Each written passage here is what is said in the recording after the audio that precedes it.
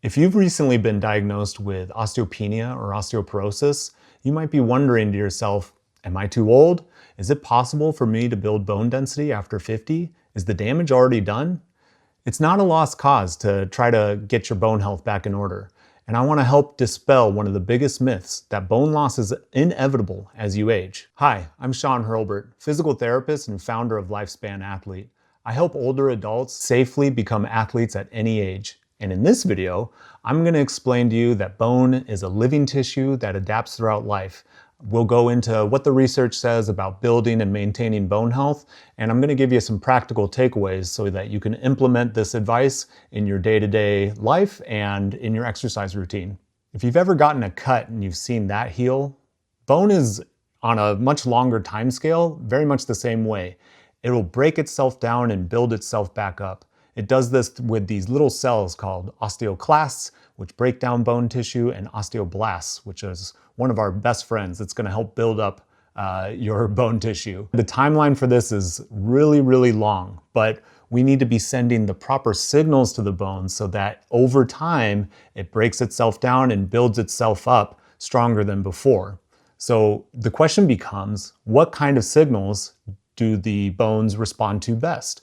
And it turns out that impact training and resistance training are your two best friends when it comes to building your bones new and stronger than before.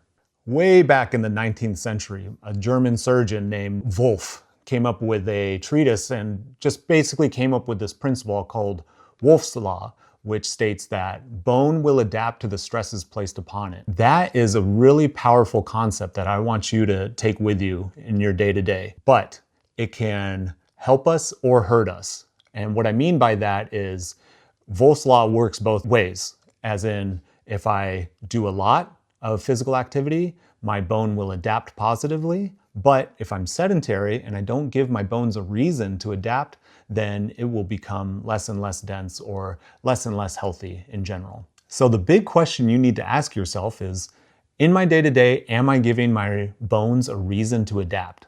Physical activity is one of the most powerful tools we have in our toolbox to battle bone loss. It turns out that there's a strong association between people who maintain high levels of physical activity. Those are the same people that maintain their bone health as they age. So again, this is Wolff's Law in practice. And it's important that you start doing the right things to start influencing your bone health and potentially maintaining and even building your bone strength throughout time. Research suggests that more than 80% of older adults don't adhere to the physical activity guidelines, 150 minutes of aerobic exercise and that 2 times per week resistance training.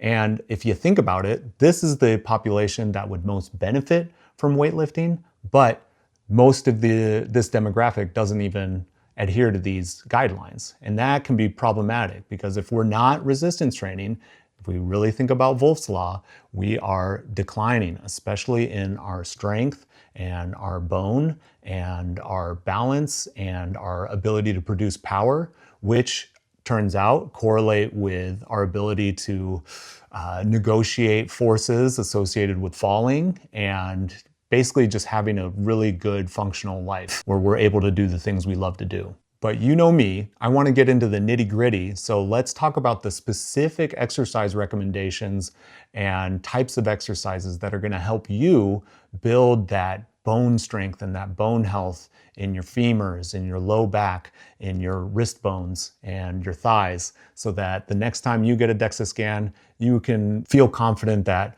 you're going to at least maintain your bone health and possibly even improve it. Maybe you're watching this video and sitting at home and thinking, okay, I don't have access to barbells, I don't have any experience lifting barbells, and jumping terrifies me. That's okay, because I really like this position statement out of this major osteoporosis journal that gives kind of demystifies and simplifies exercise recommendations. And as I explain them to you, hopefully you'll find that there's an entry point at any kind of level of experience with resistance training or jumping. So for resistance training, it's pretty simple. You can go to any commercial gym with machines that are pin loaded, so they're safe to get into and out of, and you don't have to carry heavy weights around. And you can just do the exercises that work your major muscle groups, like your thighs, your back, your glutes, your chest and arms, and your back, and I mean upper and lower back. In this position statement, which was a collection of all the best evidence, they determined that you can kind of just start at a medium weight that's tolerable and non-painful and start to build yourself up slowly over time.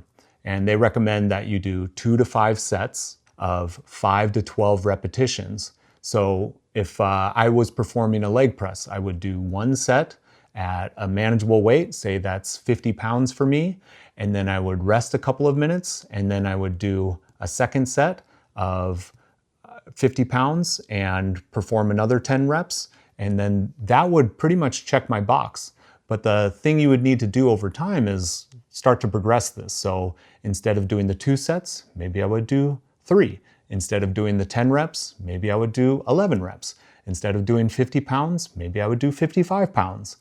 This kind of progression, performed slowly over time, is the kind of thing that's going to give you that experience and confidence in any gym setting and with any exercises. And so if you're doing this machine-based training and you're lifting weights for 2 to 5 sets of 5 to 12 repetitions, the position statement states that you should be doing this 2 to 3 times per week. And so that can be pretty manageable. You would start maybe on a Monday and then repeat your routine on Thursday. And I would write things down and start to progress either the sets that you perform in that 2 to 5 range, the reps that you perform in that 5 to 12 range, or the weight that you're using. So that's great. And for me and the patients and clients that I work with, I find that the resistance training is much more manageable and a much easier entry point. The nuance and finding that entry point for jump training can be a little bit more difficult. So I'll explain the position statement recommendations for that, and hopefully you'll see that it's something that you can start with too, but we need to exercise a little bit of caution when we're performing these exercises. So in the position statement, they state that at a minimum of 3 times a week, that you should perform anywhere from 10 to 50 repetitions of some kind of jump. But the jumps are very broad. So if you have experience jumping rope, you can perform that. If you can perform a snap landing, which means you get really tall and then you drop your feet and get into a little mini squat and just perform the landing, not even the jump part of the jump. You could also do a hand-assisted standing behind a chair and push on the chair to help assist your jump. That can be a nice entry point. So it's important that you find your progression that works for you.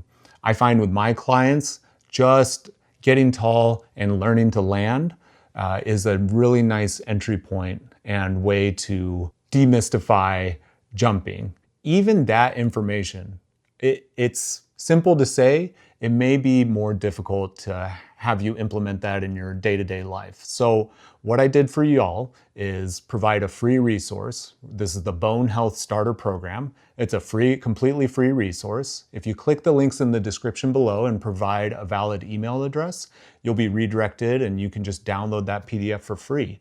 And it gives you at least 2 training days worth of what some kind of jump training and performing resistance training on your full body would look like. And I really scaled things down so that it feels like a great place to start. So can you build bone density after 50? A resounding yes. Bone is a living tissue. We talked about this 19th century surgeon, German surgeon, Julius Wolff, who had Wolff's law.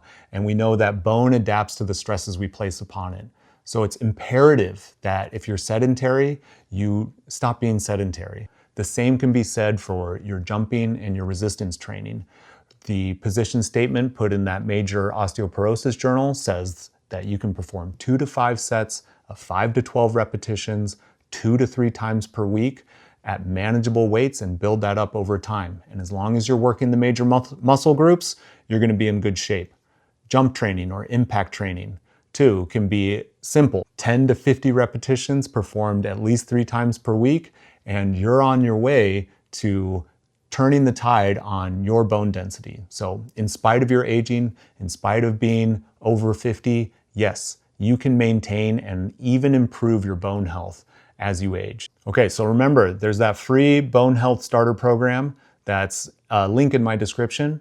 But if you'd like help with an individualized exercise program or coaching services that's appropriate for your goals, bone health history, and experience level, you can check that out at lifespanathlete.com or click any of the links in the description below. Thanks for watching, and remember, you can be athletic at any age.